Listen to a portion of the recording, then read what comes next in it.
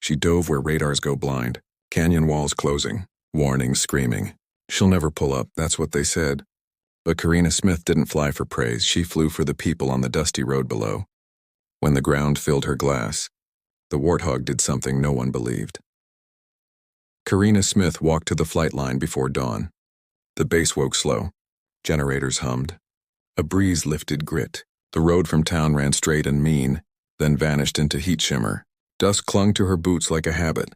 She checked her pockets. Empty wallet. She had laughed about it last night. There was nothing to spend in this place, not even courage. You brought your own, on her wrist a broken watch. The glass was spidered. The second hand stuck at 09:17 and sometimes twitched. She wore it anyway. Time behaves strangely over deserts. Better to keep a reminder that it wasn't in charge. Her crew had already rolled the ladder to the A-10. The Warthog squatted like a patient animal. Ugly in the way tools are ugly. Beautiful in the way tools become once they're needed. She touched the nose as if greeting a partner who didn't talk much. 3 towns over, a convoy waited. Humanitarian trucks, water insulin radios, 1 narrow pass to reach the valley on time. The canyon had a name the maps avoided. The locals called it Black Spire. Old stone, hard wind, and angles that fooled the eye. The ground unit relayed the first call at 05:21. Small arms in the upper bend. Possible A under a tarp. We can't move. Her ops officer squinted at the sand table. The pass kinked twice, then pinched. A rifle squad could hold it for hours. A battery could own it for days. Nobody liked that place. It ate helicopters. It ate nerve. It ate the seconds between choices. Karina studied the ridgeline photographs. The cliff bands stacked like pages. She saw a kind of draft in the rock. A flow. Wind went in. Wind came out. The jet would feel that if she let it. Smith, said the ops officer, you'll be below radar. You'll be alone for 15 minutes. If they have a launcher, you'll meet it in there. We can keep a tanker on the backside. She nodded. She didn't ask for more. More didn't exist. On the briefing table, she set the broken watch. Set the empty wallet beside it. The crew chief saw and raised an eyebrow. She half smiled. The watch says we're out of time. The wallet says we spend what we have. Her crew taped a small pencil above the altimeter. They always did. It wasn't for writing. It was a tool to tap a gauge, to remind a stubborn needle who it worked for. Wheels up. The sky came on big and blue and indifferent. She stayed low. River cut stitched the plane. Dry channels flashed past, pale scars in darker earth. She thought of the dusty road where the convoy waited. The people they'd promised to reach. The baby who would need insulin before noon. Promises were a form of fuel. They burned slow but hot. Warthog 2 confirm ingress. The radio voice had caffeine and worry. She confirmed. She could see the first buttress. Blackstone rose like an opinion. The canyon mouth narrowed. The light flattened. The hog's shadow tucked under the wing. Altitude, the voice warned. She nudged lower. The first bend arrived sharp. Rock on both sides. Wind shouldered the fuselage like a drunk. She let it. You didn't bully air inside a canyon. You negotiated. The hog listened, heavy but willing. Karina, crackled a voice from another ship. That pitch is suicidal. Pull out, we'll look for a drone window. She didn't answer. She saw tarp edges. She saw canvas twitch. Shapes like teeth under a blanket. She let the nose drop another degree. Smith, pull up. She'll never pull up. The canyon yawned. Stone rose. Alert tones began their lean metallic chant. She armed the gun and felt the airframe tense. The last thing she saw before the smoke was the road far beyond. Pale as bone. She rolled in, and something on the rim flashed. The ridge coughed fire. The cockpit washed in white. The flash was a stitched line of tracers. Not a missile. A cannon, good and bad. Good because guns missed if you refused to stay still. Bad because guns spoke from many mouths. She felt the rounds before she heard them. A metallic tap. A shiver through the wing root. The hog shrugged as if annoyed. She kept the dive. The watch on her wrist ticked once and stopped again. It was never on her side, that watch, but it did what it could. She took the first bend tight. The wall went rush dark outside her canopy. The canyon floor climbed to meet her and then slid away like a trick. She was under the tarp before the tarp knew. She squeezed the trigger. The entire jet became a sound. The sound was a train. It was weather. It was a door slamming on the sky. The gun drank ammunition and spat a river of metal, and the tarp heaved and the shape beneath it opened like a secret unwilling to stay kept. She let off and counted breaths. Smoke folded upward with a lazy mind. A second tarp to the left twitched. She scooped it with rockets because distance was short and her patience shorter. The rocket smoke rolled thick, a gray cloth unfurling fast. "Convoy," she called, voice steady by practice. "Wait, do not advance." "Copy," said a voice with relief sewn into fear. Wind found a channel and punched her sideways. She let her shoulders go loose. She let the hog slide, then arrested the drift with a thin push of rudder. She had learned that in a place with no name, where rocks spoke louder than maps. The canyon stepped down. The floor dropped. She followed, nose low, engines kind, shadows pressed close. The altimeter needle stuck, then shook, then moved like it had remembered its job. A stuttering light in her peripheral vision. Status panel. Chwidi caution. Then a second light. Alec bus B. Gauges brightened, then dimmed, then stabilized. Not failing, complaining. The hog did that. It was a survivor with old scars. It told you when the past hurt in the present. At the third bend she found a bridge skeleton nobody had mentioned. Rusted girders leaned over the cut like ribs. There were fresh cables, too. Someone had strung them as a trap. They hung low, taught to take a wing. She had about 3 heartbeats to decide. She dipped right, then back left, shaving paint off a thought. The canopy showed 2 birds exploding from a ledge in synchrony. A ridiculous, useless, perfect thing to see. The radios hissed. Somewhere above, someone argued about her. Somewhere, a major used the word abort like it could cast a spell. The broken watch caught a sliver of sun and threw it into her eye. She blinked and laughed once. It sounded like defiance and also like fear. Then the left engine coughed, once, twice. A long, sick sputter, the sound of an idea changing its mind. Torquey split. The jet yawed. The wall filled half her world. She pushed opposite rudder. She trimmed heavy. She told her own voice to get small and calm. "We're okay," she said, as much to herself as to the metal around her. "We're okay if we behave." The engine recovered. It didn't forgive. It didn't forget. It came back grudging, as if it would hold this against her later. She glanced ahead. The canyon's next kink came early. Shadows pooled. The floor lurched up. The stall tone began to whine, thin as a needle. She eased the nose and stole speed from fear, and then, from somewhere behind the smoke, something brighter than tracers rose on a thick white column.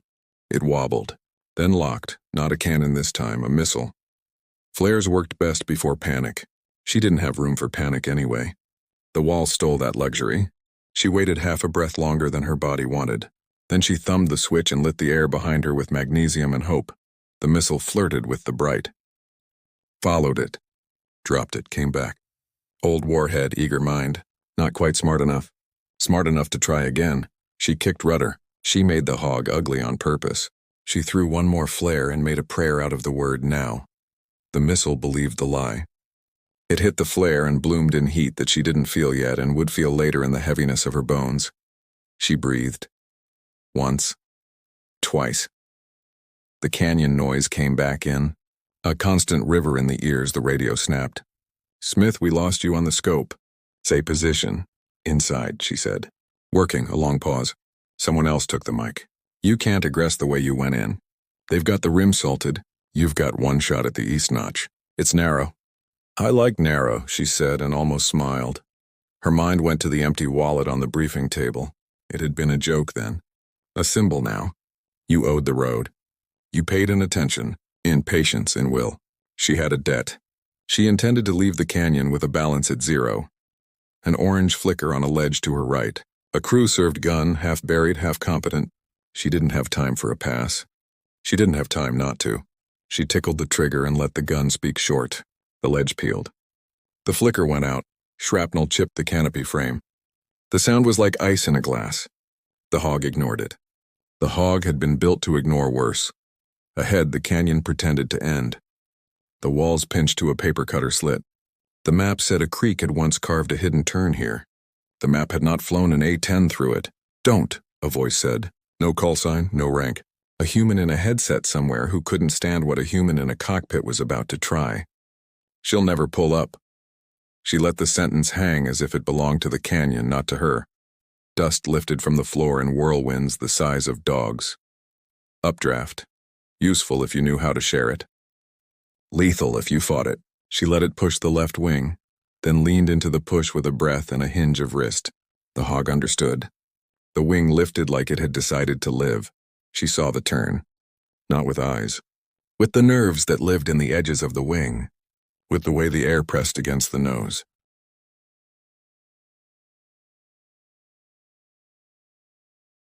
The turn wasn't horizontal. It was a short climb into a pocket of calm, a roll onto the opposite wall, and a fall that pretended to be a level line.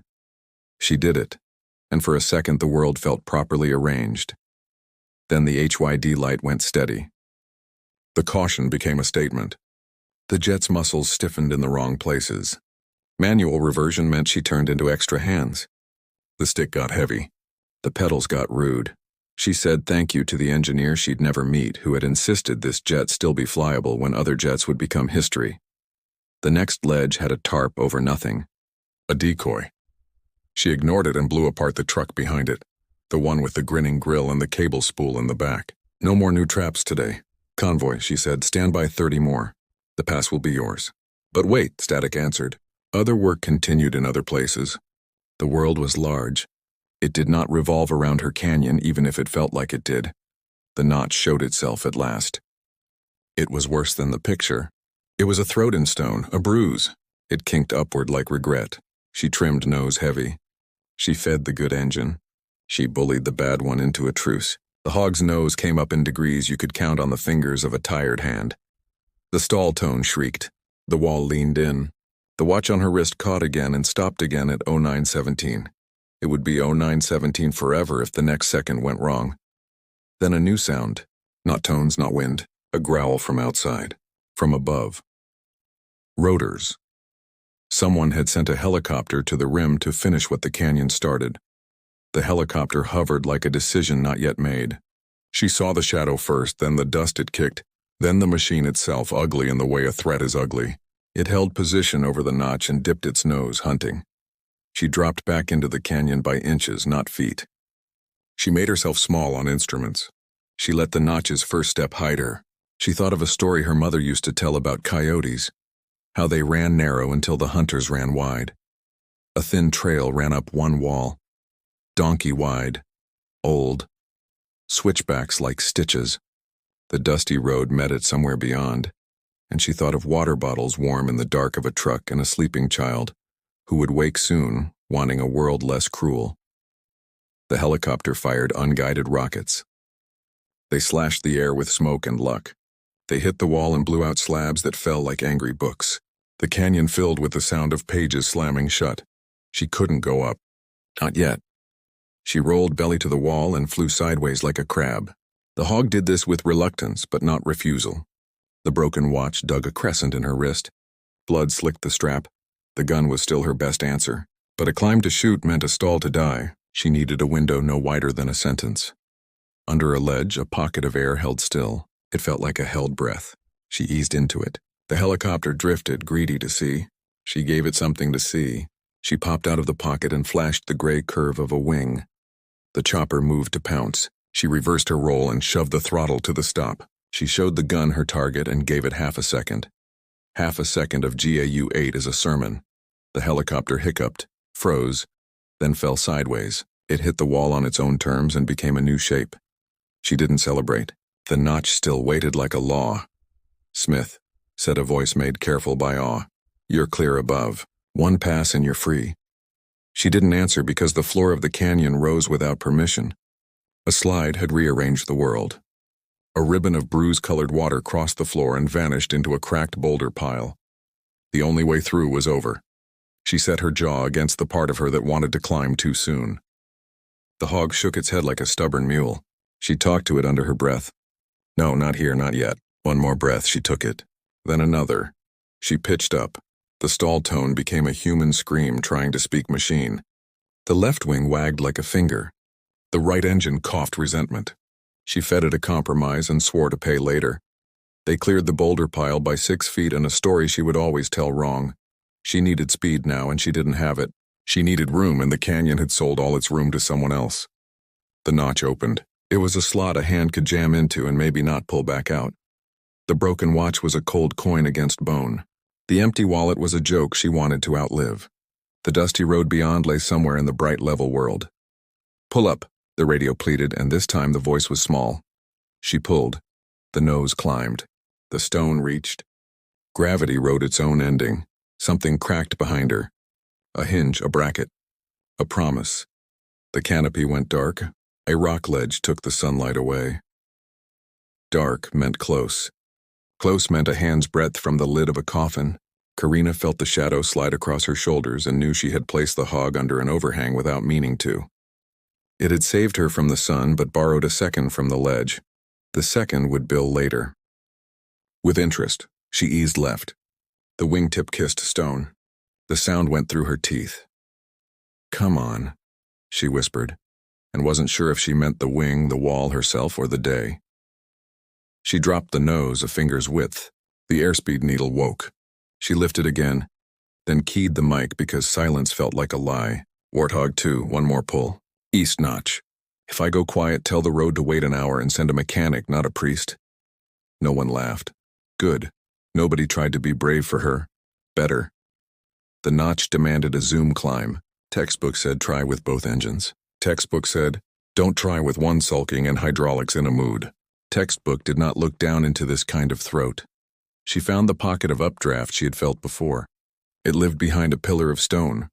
A thing of absence you learned to trust by the way dust slanted, by the way birds rose. She slid into it and let the hog become lighter in the way. Heavy things pretend to be light, so they can become heavy elsewhere. She pulled. The world narrowed to a nose and a needle and a sound. In her ears like blood going uphill. Vision vignetted. Color left first, then depth, then pride. Pride was useless here. She gave it away and kept only the stubborn part. She worked the anti-G strain with legs that belonged to someone who had decided long ago that pain was a voice, not a king. She breathed in small squares. In, hold, out, hold, repeat. Fill the mind with steps so fear finds no chair. The hog climbed beyond what a committee would permit. The right engine sweated. The left threw a tantrum and then remembered it was invited. It gave her a few lazy pounds of thrust like a loan. The rim came close, then far, the way hope does when you stare too hard. The stall came. It came as a wobble, then as a shove, then as a verdict. The stick pushed back like an old friend telling you the truth. No more, it said with its particular language. She ignored just enough of that truth to be stupid and not enough to be dead. The broken watch pressed bone. The empty wallet behind her heart felt like a story about hunger she had outlived. The dusty road beyond was now a line she could almost read. She cleared the first lip. The second lip hid behind it like a second thought. She hit it low. The left gear door scraped. Sparks skittered away like bright insects. Over. Barely. She leveled into air that felt wrong because it wasn't boxed in. She was free, and had forgotten what free felt like. It made the jet want to fall down. She taught it again. Wings level, nose kind. Ears open. Warthog 2, said the voice that had grown up into steadiness. You're clear. Come home. Negative, she said, because the map in her head had another mark on it. One more position. East Ridge. There's a second gun that will take the road at dusk. You don't have to. I do. She swung wide. The good engine groaned. The bad one spun with the dignity of the stubborn. The HYD light told her what it thought about electives. She turned back toward the rim where the canyon spat her out. She turned back toward the thing that had tried to write her name in stone. The second gun crew had gotten confident. They had watched the climb and decided they were safe because stories end when the miracle happens. She let the hog teach them about epilogues. Short burst. Shorter. Enough. She saw figures run. She did not count them. She counted seconds now. Because seconds turned into miles, turned into something like survival. Then a new smell. Fuel. Sharp. Inevitable. The right wing wept. She could make base and explode on the threshold, or she could land where the world was flat. There was a salt pan 10 miles east, a place where the dust learned to be a mirror. She turned, and on the pan's far edge the dark beads of trucks appeared. Headlights blinked twice. The convoy was already moving. They had trusted her silence and her noise. They had timed their run to the rhythm of a gun they couldn't see. They had bet insulin and water and tomorrow on a climbing plane in a narrow sky. The trucks rolled like a slow idea suddenly proud to be fast. She called them off. Hold the road. The pan is mine. Not a threat. A warning. Jets and brakes and cargo don't mix, copy? Came the answer with a kind of wonder. Maybe they had not expected to hear her voice again. Maybe she had not expected to hear it either. The salt pan shone like an old bone. Crosswind tried to show her how clever it could be. She told it about stubbornness. She lined up along a seam in the ground where tires had once cut a darker line. She glanced at the broken watch, not for the time but for the weight of a promise. Gear down, flaps wherever they wanted to be. The hog came in like a tired animal limping toward water. She held it off as long as the physics could stand to be lied to. The wheels finally met the earth and were surprised to survive it.